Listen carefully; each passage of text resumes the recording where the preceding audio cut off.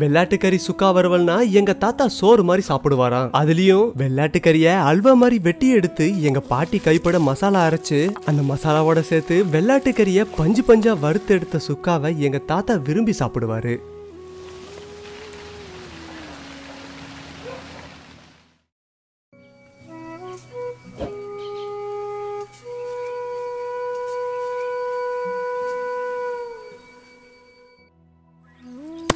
சுக்கா வறுவலுக்காக நாங்க 1.5 கிலோ வெள்ளாட்டுக்கறியை பயன்படுத்திக்கிட்டோம்.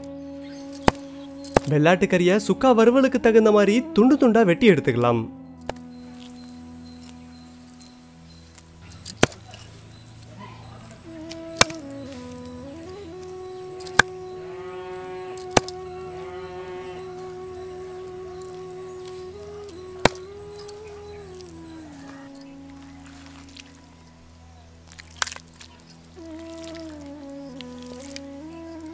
இப்படி வெட்டி எடுத்த வெள்ளாட்டுக்கறியை தண்ணி ஊற்றி சுத்தமா கழுவி எடுத்துக்கலாம்.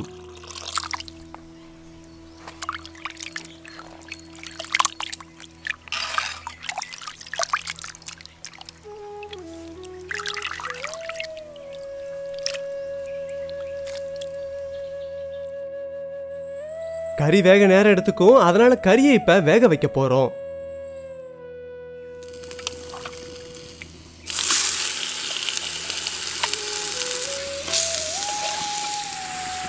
கழுவி எடுத்த வெள்ளாட்டுக்கறியை சட்டியில போட்டு கல்லுப்பு, மஞ்சள் தூள் ரெண்டையும் சேர்த்து கறியை நல்லா பிரட்டி விட்டுறலாம்.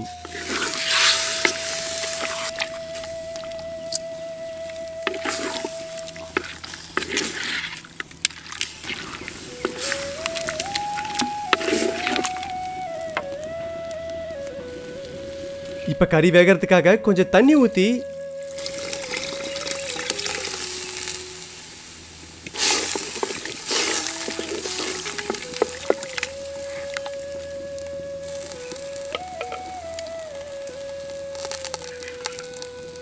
இப்ப கொஞ்சம் கறியோட நல்லெண்ணெயை சேர்த்துக்கலாம். சட்டியை இறுக்கமா மூடி வச்சிடலாம். இப்ப சுக்கா வறுவலுக்கு தேவையான மசாலாக்களை பார்த்துடலாம். 2 வெள்ளைப்பூண்டு, இஞ்சி, 50 கிராம் வர கொத்தமல்லி, 1 ஸ்பூன் சோம்பு, 1 ஸ்பூன் சீரகம், 5 பச்சை மிளகாய், 200 கிராம் சின்ன வெங்காயம், கறிவேப்பிலை. இப்ப சுக்கா வறுவலுக்கு மசாலாக்களை தயார் பண்ண ஆரம்பிச்சிடலாம்.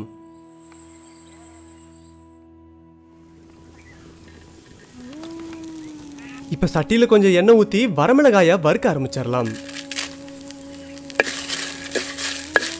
இப்ப கூடவே வர கொத்தமல்லியை சேர்த்து வறுக்க ஆரம்பிச்சிடலாம்.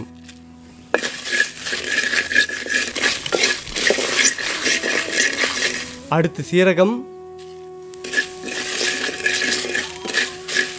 சோம்பு, இது எல்லாத்தையும் சேர்த்து நல்லா வறுத்து எடுத்துக்கலாம்.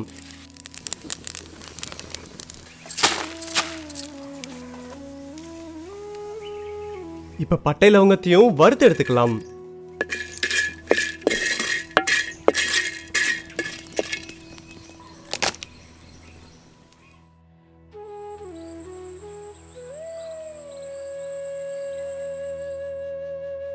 இப்ப வறுத்தெடுத்த பட்டை லவங்கத்தை மசாலாவோட சேர்த்து அரைக்க ஆரம்பிச்சிடலாம்.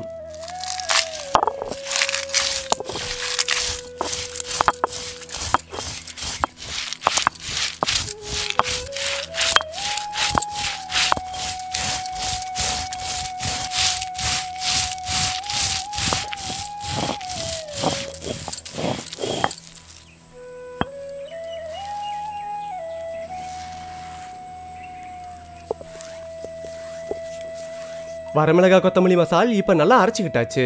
அடுத்து இஞ்சி அரைக்க ஆரம்பிச்சிடலாம்.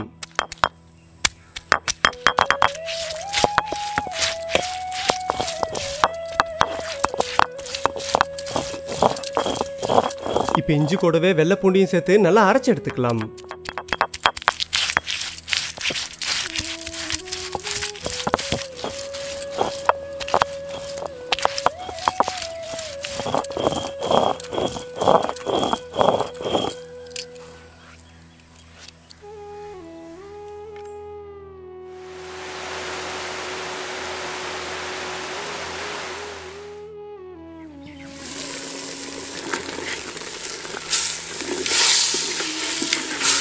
இப்ப வேக வச்சிருந்த வெள்ளாட்டுக்கறி நல்லா வெந்துருச்சு.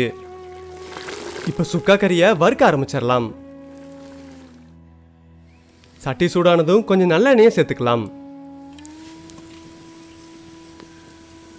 எண்ணெய் காஞ்சதும் இப்ப பச்சை மிளகாயை சேர்த்துக்கலாம். இப்ப சின்ன வெங்காயத்தையும் சேர்த்து நல்லா வணக்க ஆரம்பிச்சிடலாம். அடுத்து கறிவேப்பிலையை சேர்த்துக்கலாம். இப்ப வெங்காயம் ஓரளவு வணங்கிருச்சு.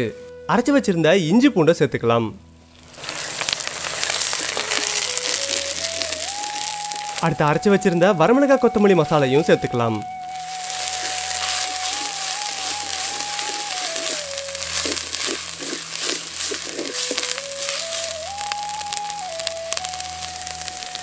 இப்ப நம்ம வேக வச்சிருந்த வெள்ளாட்டு கறியை சேர்த்துக்கலாம்.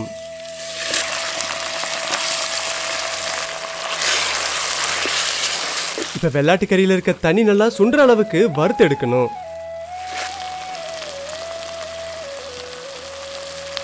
கறி நல்லா வெந்து பஞ்சு மாதிரி ஆயிடுச்சு. இப்ப கொத்தமல்லி இலையை சேர்த்து கறியை இறக்கிடலாம். வெள்ளாட்டு சுக்கா கறி இப்ப சாப்பிட தயாராயிடுச்சு. செம்பரியாடு புல்லு மாதிரி ஒரு சில தாவரங்களை மட்டும்தான் சாப்பிடும். ஆனா வெள்ளாடு பலவிதமான தாவரங்களையும் மூலிகை செடிகளையும் சாப்பிடும். அதனால வெள்ளாட்டு கறி உடம்புக்கு ரொம்ப நல்லதுன்னு எங்க பாட்டி சொல்லுவாங்க.